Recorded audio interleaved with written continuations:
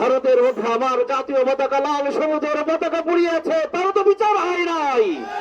বাংলাদেশে 1 ইঞ্চি জায়গা একটি মুসলমান বেঁচে থাকতে ভারতকে দখল করতে দেবে না। আমরা তত্ত্বাবধায়ককে আহ্বান জানাবো, ভারতের সাথে যত রকমের চুক্তি হয়েছে চুক্তিগুলি আগে আলোচনা করে রিভিউ করা হোক। এত সুযোগ দেওয়া যাবে না, এত সুবিধা তাদেরকে দেওয়া যাবে না। প্রিয় ভাইরা আমার, প্রতিবেশী দেশ ভারত যুদ্ধের সময় আমাদেরকে সহযোগিতা করেছেন, এই জন্য ধন্যবাদ দিতে আমরা কার্পণ্য করব না। তার অর্থ এই নয় আমার ডাল চাল সব দিয়ে দিব আপনাকে, সেটা হতে পারে না।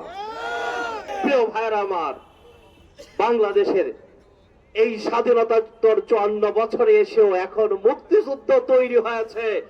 আওয়ামী লীগ যত ভুয়া মুক্তিযোদ্ধা তৈরি করেছেন, ভুয়া সনদ দিয়ে যারা সরকারি চাকরি করতেছেন, প্রশাসনের বিভিন্ন জায়গা আছেন, আইডেন্টিফাই করে তাদেরকে চাকরিচ্যুত করা লাগবে। আর সুবিধাভোগী যারা আছেন, আওয়ামী তন্ত্র যারা করে মুক্তিযুদ্ধ ট্রাস্টের মাধ্যমে কোটি কোটি টাকা যারা আত্মসাৎ করেছে, তাদেরকে হাত করা পড়াতে হবে। প্রিয় ভাইরা আমার, আসুন আমরা লাল সবুজের এই সোনার বাংলাকে টিকিয়ে রাখার জন্য উলামা একরাম ছাড়া বিকল্প কাউকে দেখি না। 54 বছরের ক্ষমতায়, স্বাধীনতার 54 বছর হয়েছে, দেশে চাঁদা দেয় নাই কেউ, বুকে হাত দিয়ে বলতে পারবে না। ক্ষমতায় ছিলেন, আত্মসাৎ করেন নয়, বুকে হাত দিয়ে কেউ বলতে পারবেন না।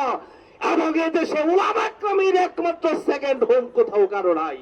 আমরা বেঁচে আছি বাংলাদেশে, মৃত্যুবরণ করবো এই দেশে, কবর হবে ইনশাল্লাহ আমাদের এই দেশে। এই জন্য আমাদের ভয় নাই, 1 ইঞ্চি জায়গাও কাউকে আমরা ইজারা দেব না, দখল করতে দেব না, রাজি আছে ইনশাল্লাহ। আল্লাহ আমাদেরকে তৌফিক দান করুন।